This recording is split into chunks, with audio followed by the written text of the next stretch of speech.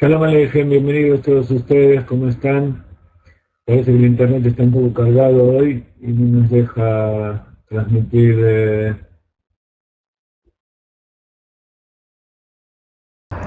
Pero bueno, ya me conocen, así que si no me ven, lo principal es ver las palabras de Torah.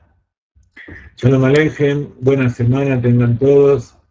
Estamos aquí en Israel, ya es la octava vela de Hanukkah, el último día. Qué increíble cómo pasó tan rápido.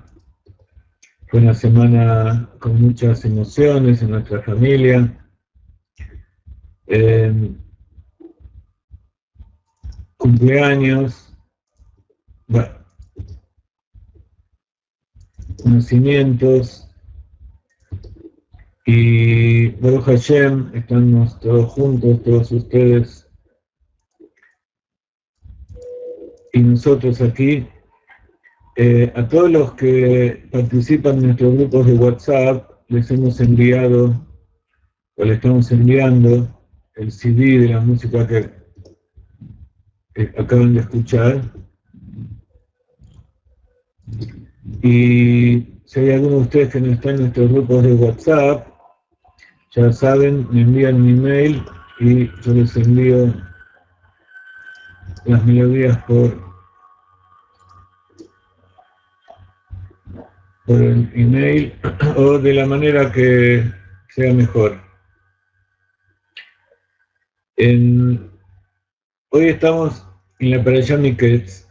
Tenemos cosas muy interesantes, enseñanzas muy grandes que nos trae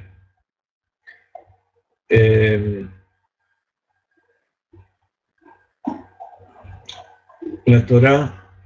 Estamos en el mes de Tevet, ya. Hoy en la noche en Israel es el 2 de Tevet, el último día de Hanukkah. Ayer fue Rosh Hodesh, hoy también fue Rosh Hodesh, y en la noche ya estamos en el día 2.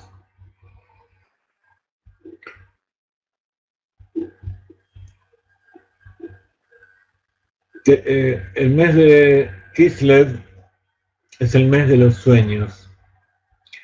Y generalmente todos los sueños de Yosef y los sueños del faraón caen justamente en el mes de Kislev. Por eso esta Parashá Miketz corresponde a la semana pasada, al Shabbat que acabamos de festejar.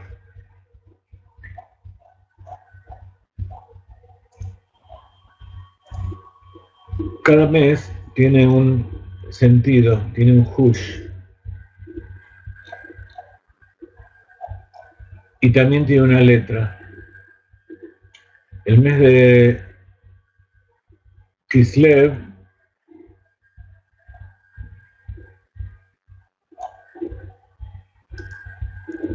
anterior al mes de Tevet, su letra es la Samach. La Samach tiene que ver con el infinito, con el ciclo de la vida que vuelve, como el ciclo del sueño, el ciclo de volver a comenzar desde abajo, llegar hasta la cúspide y de volver a bajar y así empezar de nuevo. Así el alma cada día sube arriba, estudia Torah, luego se olvida y a la mañana volvemos a empezar de nuevo. Pero aunque para nosotros al abrir los ojos nos parece estar en el mismo lugar, en realidad todo es diferente. La parte del universo en que nos encontramos es diferente, el momento de nuestras vidas, y también espiritualmente tenemos una elevación.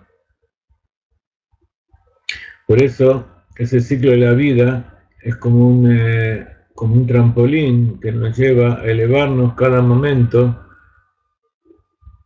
de aventura en aventura, y por eso así el signo o mazal del mes de Kislev era el Keshet, el arco. Y por supuesto, el sentido de dormir, que tiene que ver tanto con el descanso del sueño como el soñar, tener imágenes, tener vivencias mientras estamos durmiendo. Por supuesto, el mes de Tebet tiene mucha relación. El mes de Tebet, la letra es la Ain, que es la siguiente a la Samaj. Y así como cuando dormimos los ojos están cerrados, la letra Ain significa ojo. Y el ojo tiene sentido cuando está abierto. Entonces, la relación que hay entre Kislev y Tebet es la relación que hay entre la persona que está despierta y la persona que está dormida. Cuando uno está dormido, tiene también la mente dormida, y entonces no juzga. Las cosas suceden tal como quiere el inconsciente, como vienen de arriba. En cambio, cuando uno tiene el ojo abierto, el ojo nos hace ver el mundo que nos rodea. Y el mundo que nos rodea tiene una influencia muy grande, de acuerdo con todo lo que nosotros experimentamos, y tiene una experiencia muy grande también de acuerdo a lo que dice la ciencia. La luz que viene de afuera entra dentro de nosotros, todo lo que hay alrededor nuestro entra en nuestro ser en forma consciente y produce un efecto.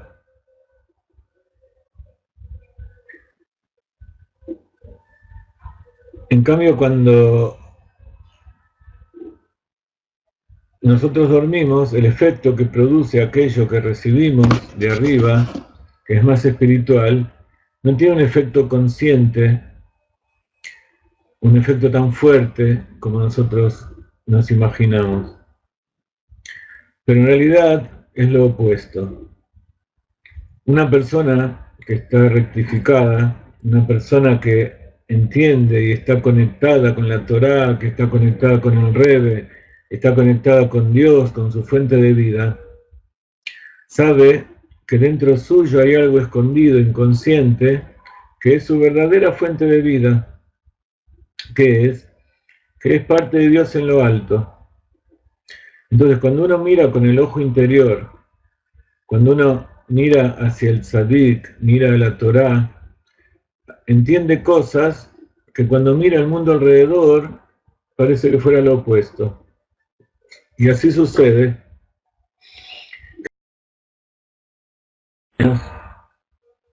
Y eso lo vemos en los políticos, en los actores, incluso en los rabinos.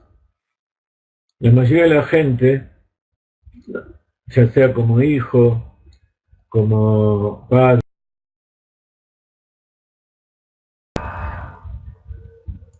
el beneplácito de los demás. Busca que los demás estén conformes con uno.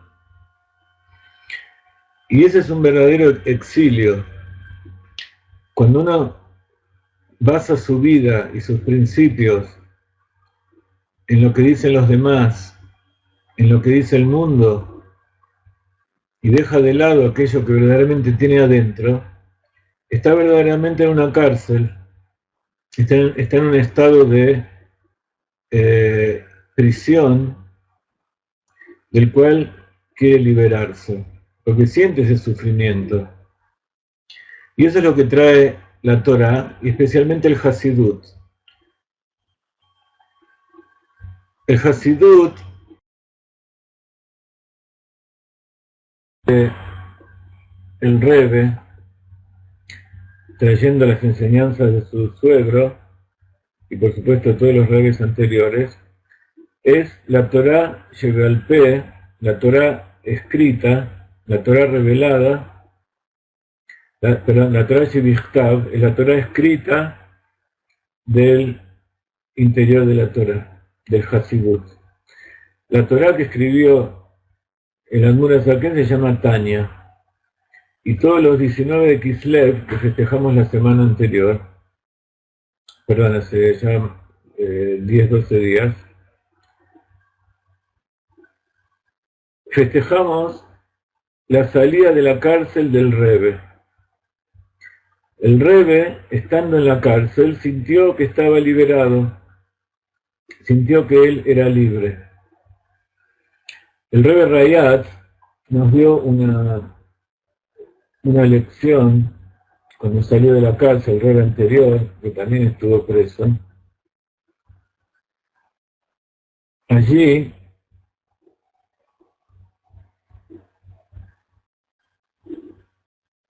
nos cuenta que le pidieron todo tipo de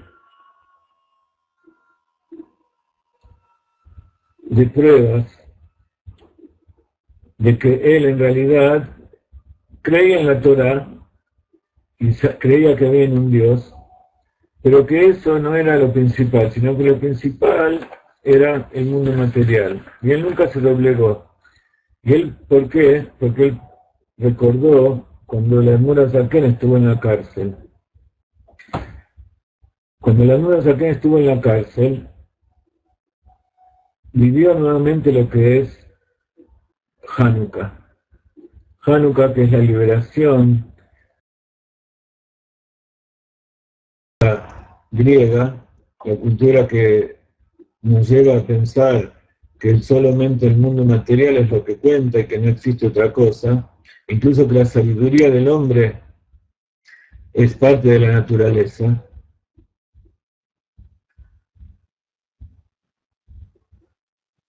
Es una prueba que los judíos durante todas las generaciones pasaron y seguimos pasando. Y ellos nos demuestran cómo pasamos esas pruebas.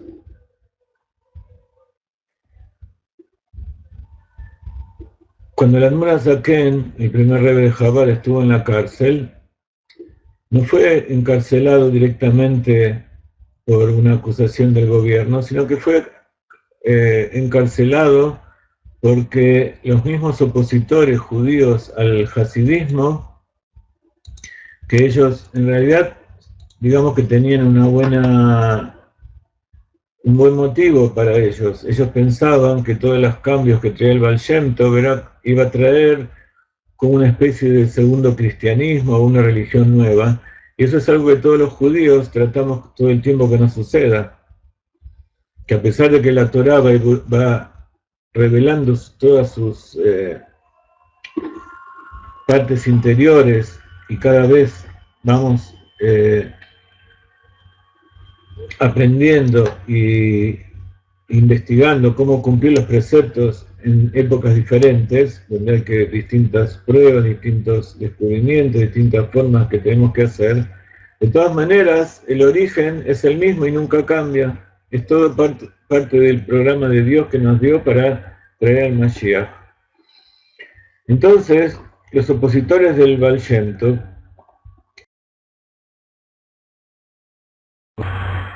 lo acusaron y eran ellos mismos los que lo interrogaban en la cárcel, porque ese es el verdadero motivo del cual fue preso. Si había dentro del judaísmo, y en el judaísmo se expresa lo que pasa en los mundos espirituales, había un kitruk, había un decreto. Si la revelación del interior de la Torá tenía que ser como lo hacía el Baal Shem Tov, como lo hacía el Admura Zaken, o no. Entonces, en ese momento vinieron los que lo estaban juzgando y le hicieron la pregunta principal que ellos querían saber. ¿Cuál era la pregunta principal que le hicieron, aparte de todo el interrogatorio que se hace a un preso para doblegarlo y para tratar de cambiar su testimonio? Le dijeron, ¿vos todavía seguís apegado al Baal Shem Tov? ¿Vos creés que el camino del Baal Shem Tov es el correcto? Si él decía que sí, directamente lo mataban. Si él decía que no, lo liberaban porque esa era la base del problema.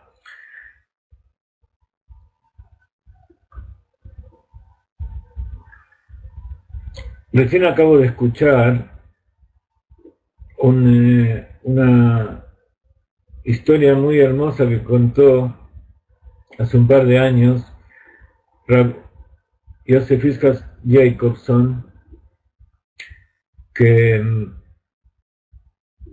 muestra exactamente qué significa Hanukkah y qué significa mantenerse apegado a los principios,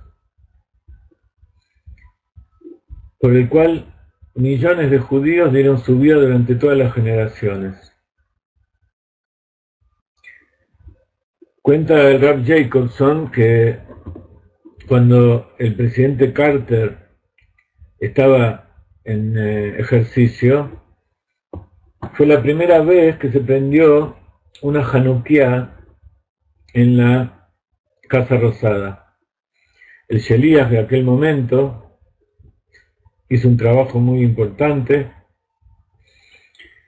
y logró algo que hoy es algo muy común, incluso vieron ustedes en Argentina, en otros países, incluso en Rusia hoy mismo, que va el Sheliach principal del país con el presidente, va allí, prenden la vela, prenden las velas de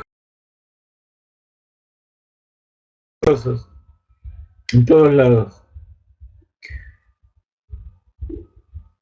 Lo vimos a Macri, lo vimos a Putin, vemos a todos los presidentes, pero en esa época un gobierno cristiano como el de creo que eso pasó hace unos 40 años más o menos, o 30 y pico de años, no me acuerdo cuando estuvo Carter, pero era la primera vez que un gobierno iba a prender las velas. Entonces se prepararon y llevaron un candelabro muy hermoso, lo levantaron del piso y le dieron la altura correspondiente, le dieron a Carter para que encienda la vela, el shamash. Luego el Sheliach fue allí, tomó la luz y encendió las otras 4 velas, después de decir la bendición y cantar el Nibún de Hanukkah. Entonces, de repente Carter miró la Hanukkah, dice, yo te voy a pedir un favor, un poco por el honor del país. Dice, ¿por qué no? ¿Por qué prendes nada más que 4 velas? Era el día 4 de Hanukkah. ¿Por qué no prendes todas las velas? Así va a ser todo un candelabro hermoso, todo prendido. Y le dice, bueno, nosotros estamos en el 4.º día de Hanukkah y cada día se agrega una vela. Hoy, el día de hoy, nosotros, como dice la halajá, no le dijo eso, por supuesto, nosotros prendemos 4 velas y esa es la mitzvah que tenemos hoy. Si quiere vuelvo el último día y prendemos de vuelta y prendiendo las 8 velas. Eso dice, pero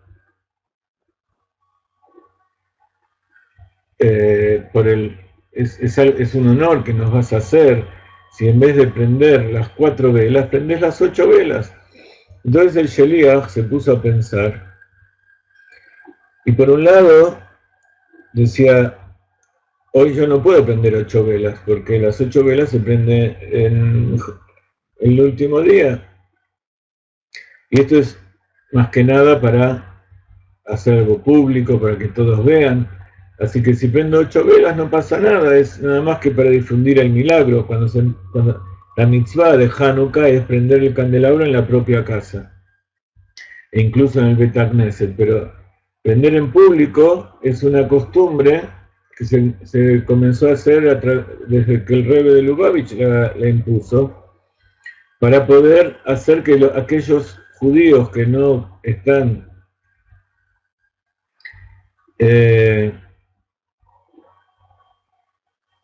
que están lejos, que la vean, a pesar de que no están cumpliendo con la mitzvah. La luz de Hanukkah va a llegar a ellos. y también para todos los pueblos del mundo, para que les llegue a ellos también la luz. Pero yo no puedo aprender más de lo que dice la halajá, pero por otro lado dijo, ¿qué me cuesta si es nada más que algo formal? Entonces se puso a pensar y al final decidió que sí, que le iba a hacer caso al presidente y encendió las otras 4 velas también. Y así todos, el presidente y todos los que estaban allí quedaron muy contentos, pero él quedó con un problema adentro, un conflicto. Al día siguiente, recibió un llamado del secretario del Rebbe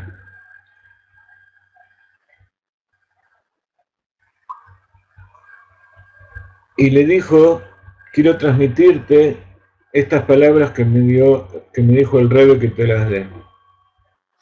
Le dijo unas palabras en yiddish que yo les voy a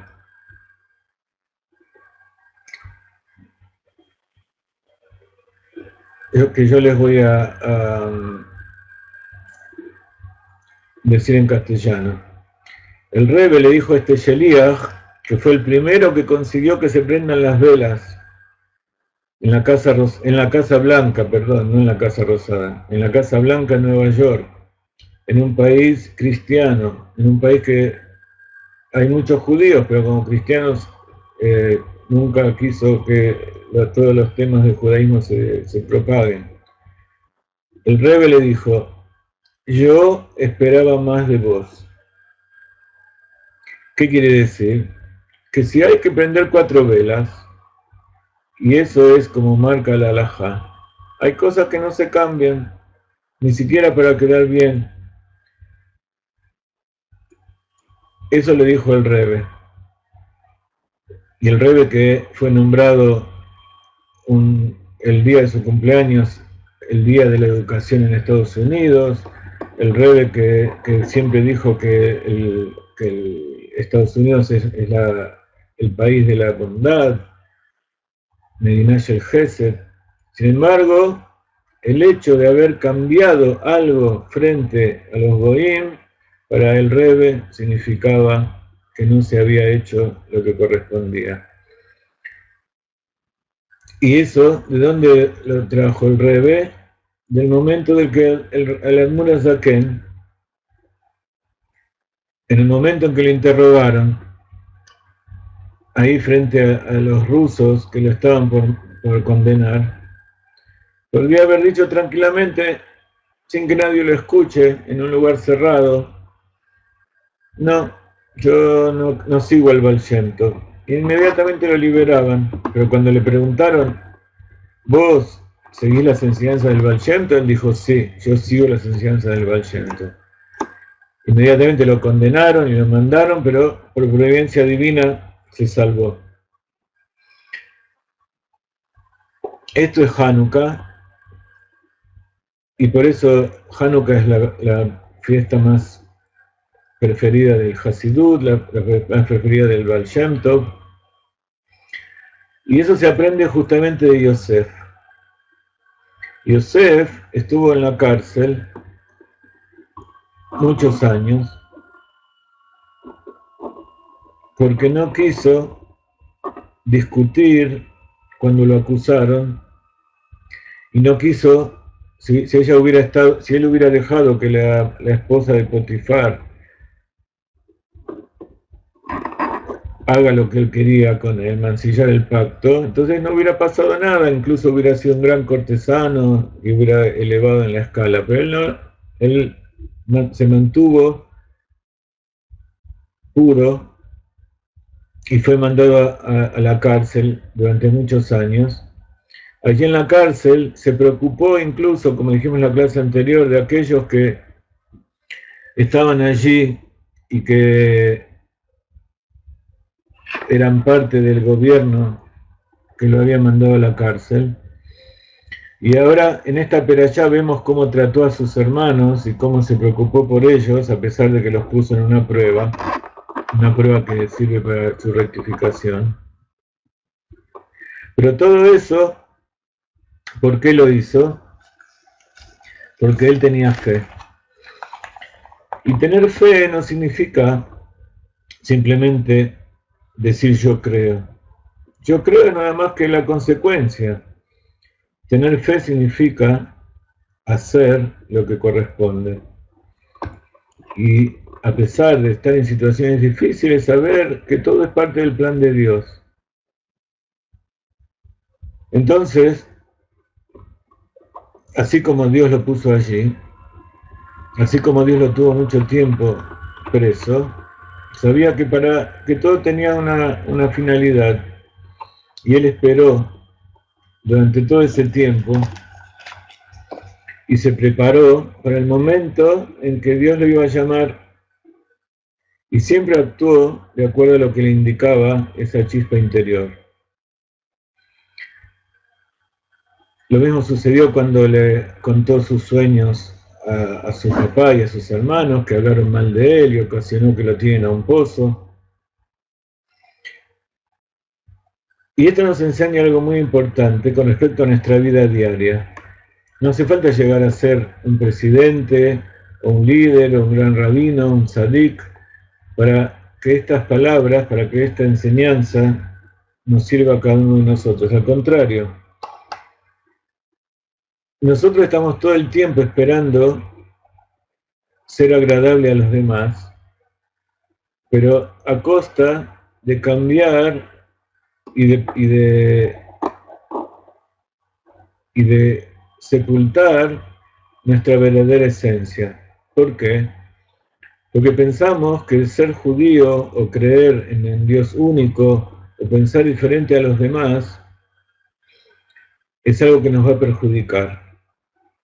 Y ese es, si hay algo que se le tiene que echar, que criticar a los judíos, incluso en todas las generaciones, es eso, que siempre tuvieron vergüenza y culpa de ser judíos, y los Benei Noach, culpa de no ser como las demás personas en sus países.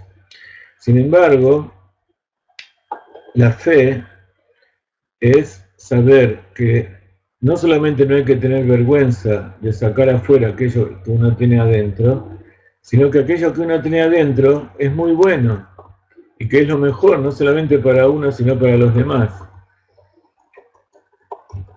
Lo que pasa es que nos acostumbraron a pensar que somos malos y que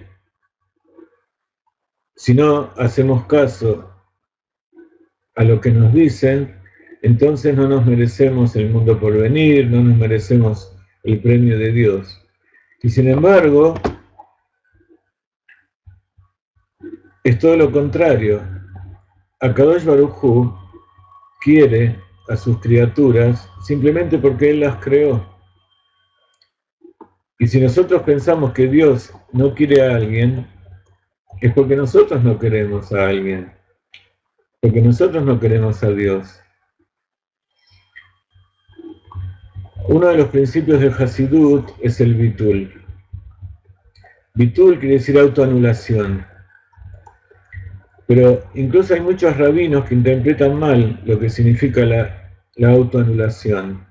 Y si los que leyeron la perashá de la semana y vieron lo que significa el comportamiento de Yosef, incluso cuando llegó a ser el hombre más poderoso de Egipto, incluso más que el faraón, mantuvo su anulación a Dios. ¿Qué quiere decir anulación a Dios? Mantenerse en sus principios, mantener aquello que él cree, porque sabe que es bueno. Como nosotros no nos enseñaron a veces principios buenos, entonces pensamos que aquello que tenemos adentro no es bueno, entonces tratamos de ocultarlo, y entonces nos sentimos mal, nos sentimos inferiores, nos sentimos observados, nos sentimos juzgados. Y para compensar eso, ¿qué hacemos? Juzgamos a los demás. Decidimos nosotros si aquella persona merece castigo de Dios, si aquella persona es buena, si hace lo correcto. En hebreo se dice Libhor Batzitziot del Shela Sheni. ver, a ver si el otro hace bien los preceptos como corresponde. Pero eso es cuestión de él con Dios. Nosotros tenemos que ocuparnos cada uno de saber si estamos haciéndolo bien o mal. Pero somos seres humanos, seguro que estamos haciendo algo malo, entonces algo erróneo, digamos. Entonces, porque hagamos algo erróneo, entonces Dios nos va a dejar de querer. Eso es lo que nosotros llamamos amor incondicional, eso es lo que llamamos amor divino, eso es lo que llamamos Dios. La idolatría es justamente eso, pensar que Dios cambia de idea, pensar que Dios deja de amar aquello que Él amó.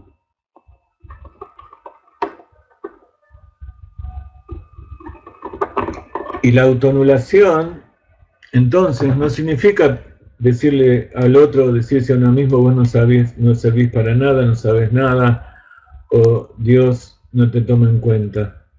Al contrario, autoanulación significa elevarse tan alto que lo que yo quiero es lo que Dios quiere, y lo que Dios quiere es lo que quiero yo.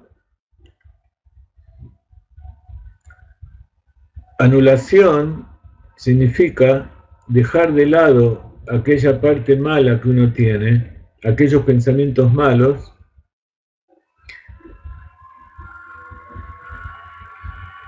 porque por supuesto Dios, como dice el Tanya, puso dentro de nosotros una parte que es el alma animal, lo que llamamos el Yetzer Hara. Pero no es eso lo que nosotros tenemos que amar. A veces me preguntan o me afirman si tenemos que amar a los terroristas. Por supuesto que no tenemos que amar a los terroristas. Tenemos que odiar ese instinto del mal que los maneja. Lo que tenemos que amar es esa criatura que está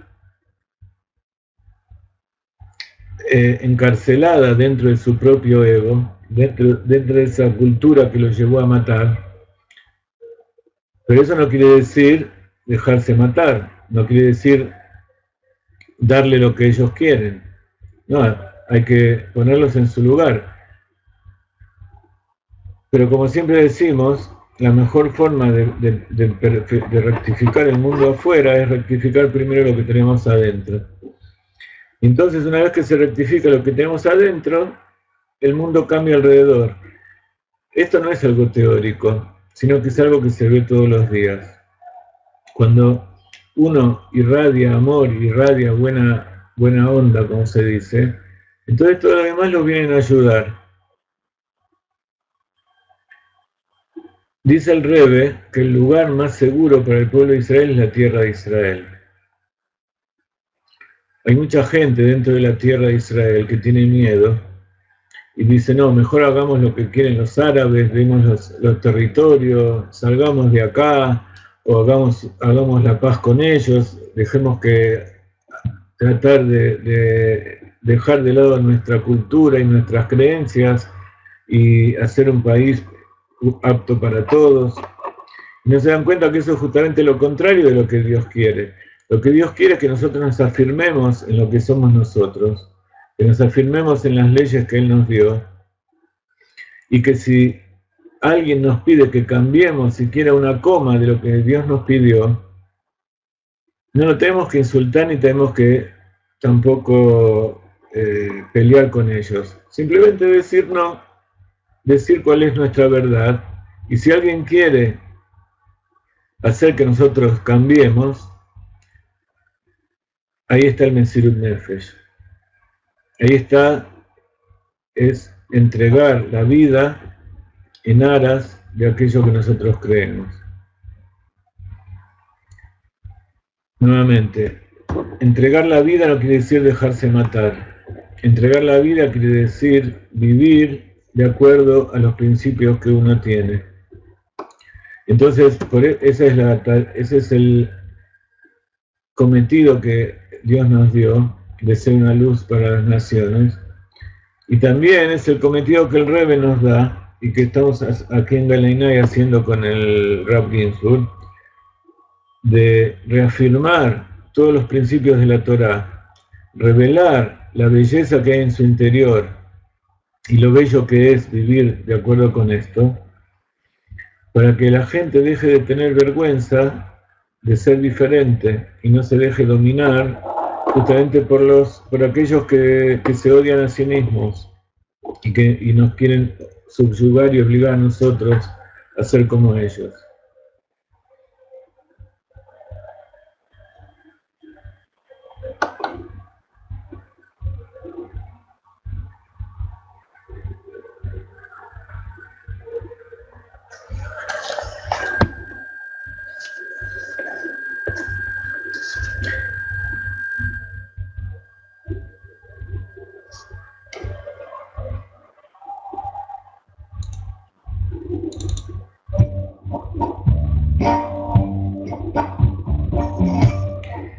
El amor es saber que no hay nada que perdonar.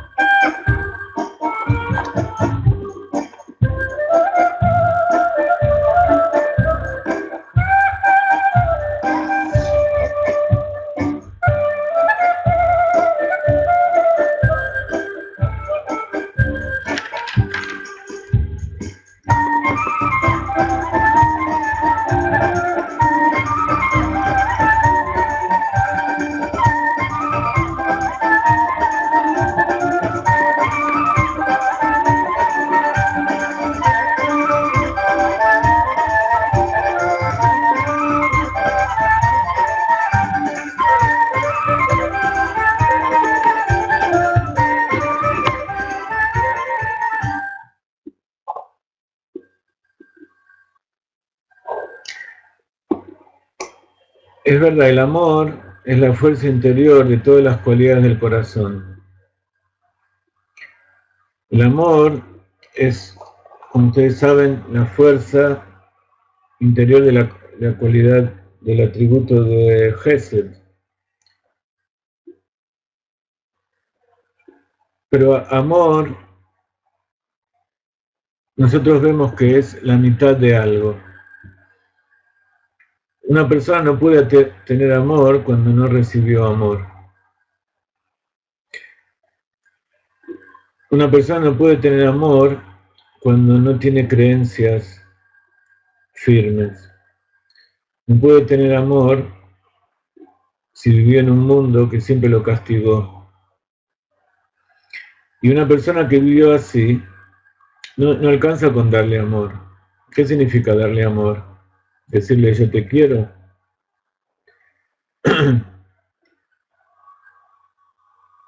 Hay que darle un motivo para vivir, hay que darle una creencia, y todo proviene de la fe.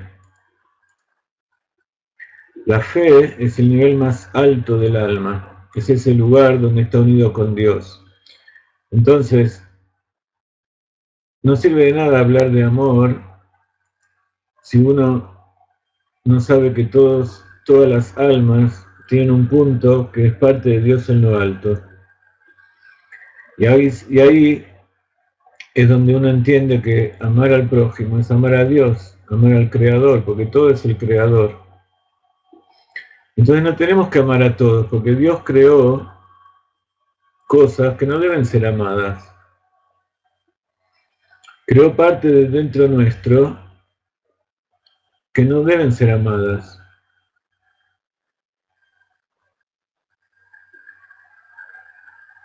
Y a mí siempre yo siempre rechacé dar definiciones tipo diccionario de lo que son las cosas de la vida. Porque para cada uno implica diferentes cosas. Y por eso yo prefiero estudiar y profundizar en las enseñanzas, y así que cada uno vaya creando dentro suyo un sentimiento y un conocimiento integral, interior. Porque si no, todas las palabras que decimos quedan como frases superficiales, que es como ponernos una ropa, ponerme el delantal del médico, siendo que yo ni siquiera fui al colegio. Entonces, lo principal es que a lo mejor no voy a llegar a ser un gran estudioso de la Torá, pero aquello que yo creo y que yo siento, lo tengo adentro. Eso poco que yo sé y que siento, yo estoy seguro de eso. Y esa es la base de la fe, y eso es lo que se llama emuná y creer en Dios. Por eso, cuando el Baal Shem Tov reunía a todos sus estudiantes, eran grandes sabios de la Torá, grandes tzadikim, siempre los llevaba a un lugar donde estaba la gente humilde. Esa gente humilde decía Tehilim, decía los salmos, y a veces ni siquiera entendía bien lo que estaba diciendo. Pero ellos estaban en contacto con la tierra, estaban en contacto unos con el otro, y sabían que de la unión dependía su supervivencia, y que todo eso dependía de que estén conectados con Dios. Entonces, la gente simple tiene una conexión con Dios que es pura y que no se puede explicar.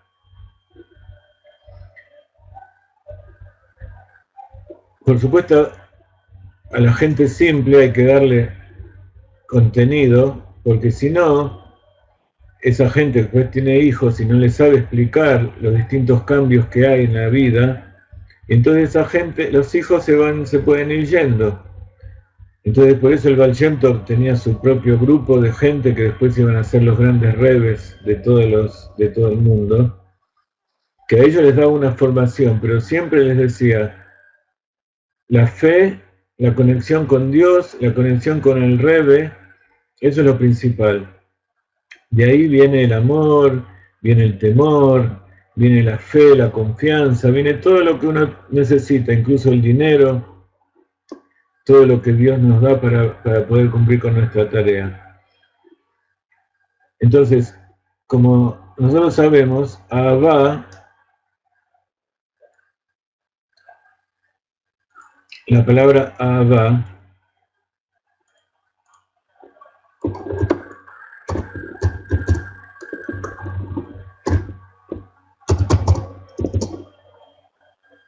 tiene gematria 13. Pero lo principal es que ese amor sea dirigido en forma íntegra, que la persona no sea, no diga, bueno, esto amo por tal y tal cosa.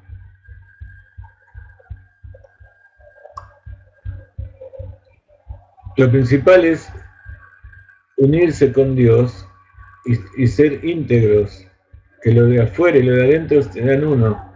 Por eso 13 también es la gematria de Ejad. Ejad, que quiere decir uno. Entonces, esa es la enseñanza de Abraham, que fue el primer judío, y de la cual nosotros tenemos que seguir. Abba Ejad.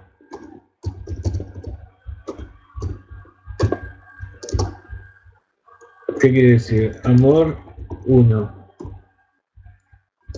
Un amor. Amor por el uno. El uno.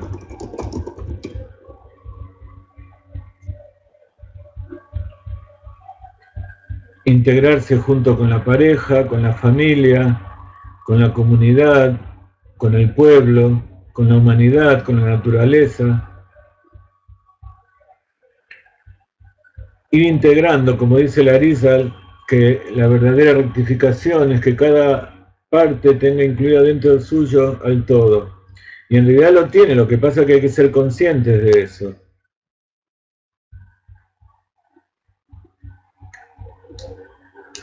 Y eso es lo que aprendemos esta semana de Yosef Atzadik. A pesar de que él probó y le hizo pasar algunas pruebas y dificultades a sus hermanos, sin embargo, lo que él quiso fue que todo aquello que hicieron malo se expíe y entonces pueda limpiarse. Pero igual no los hizo pasar sufrimientos físicos ni tampoco torturas, sino que simplemente los hizo pasar momentos difíciles para que reflexionen y saquen de adentro de ellos lo que verdaderamente son. Hoy una de nuestras compañeras de estudio de México casó a su hija hace poco y se quedó con deudas. Entonces estaba preocupada y me dijo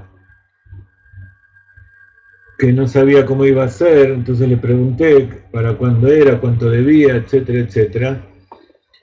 Entonces le dije, ahora que vos tenés claro qué es lo que está pasando, sabés que Dios lo tenía claro antes y que Él te puso a él, delante tuyo todo eso, para que vos creas en Él. Entonces, seguramente Dios te va a dar lo necesario para hacer frente. Al día siguiente me escribió y me dice que gracias a lo que yo le dije, le dio mucho trabajo y por suerte va a poder pagar lo que debía.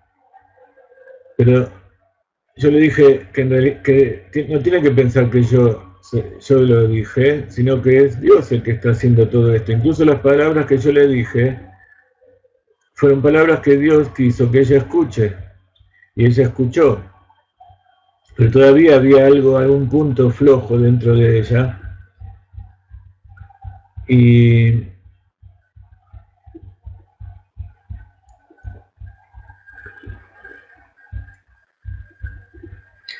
entonces hoy me escribió y me dijo que entraron ladrones a su casa cuando ella no estaba y que era un sufrimiento muy grande, que vino y vio toda la ropa de ella revuelta y que habían robado las joyas que le había dado su abuelita. Entonces,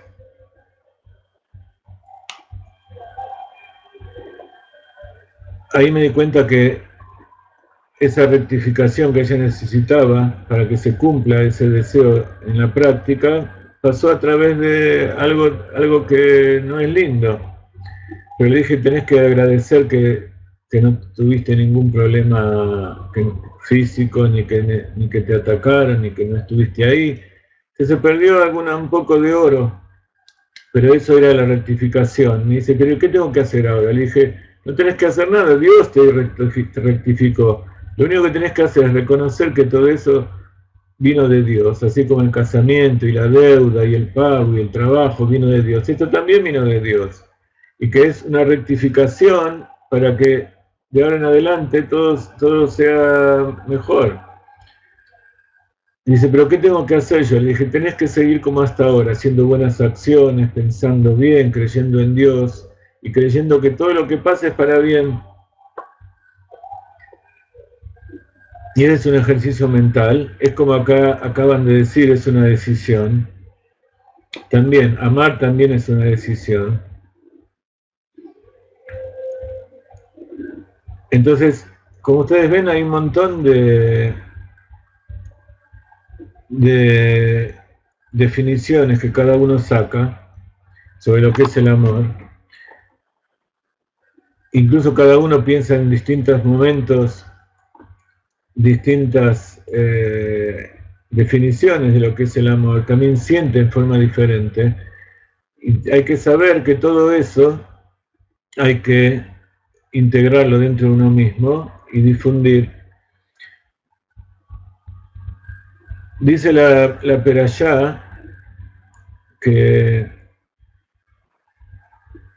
la Perashá anterior dice que Yosef fue tirado al pozo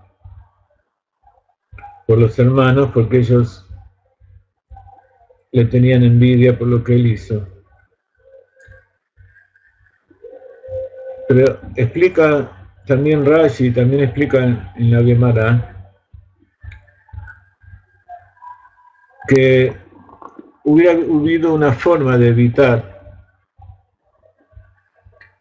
que Yosef sea arrojado al pozo, y era a través de su hermano Rubén. Rubén era el mayor. Rubén era el que no quería que lo echen al pozo.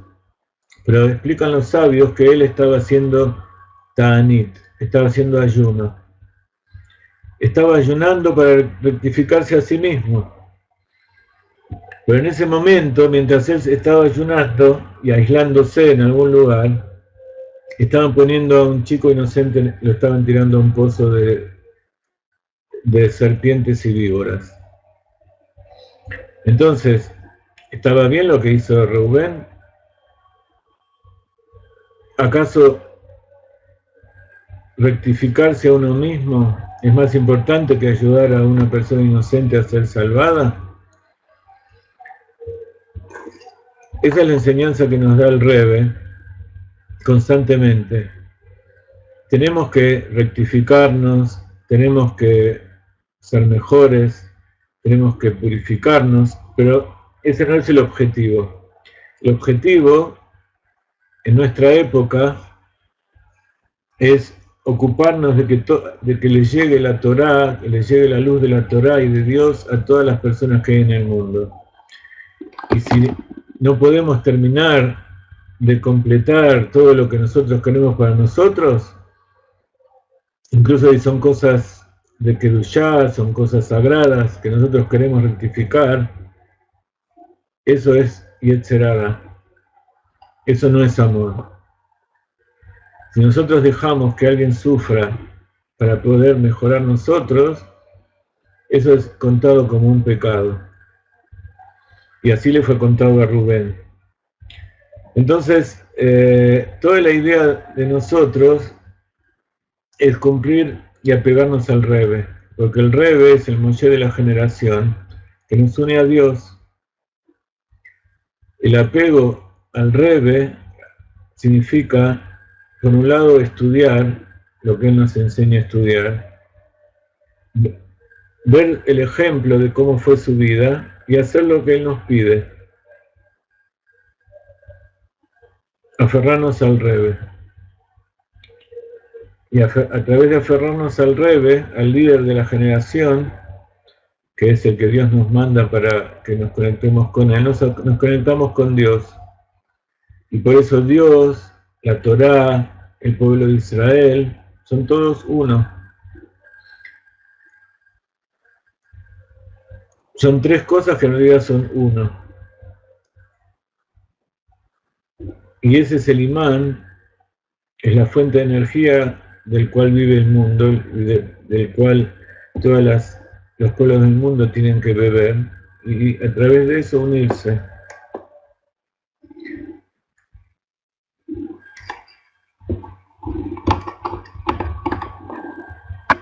Yosef sabía las cosas que hicieron sus hermanos, que le hicieron incluso a él. Y sabían las cosas que hacían cuando él fue a delatarlos o a contarle a su papá lo que estaba pasando. Pero en ningún momento los juzgó ni tampoco les tuvo odio, al contrario, sabía que era parte del plan divino.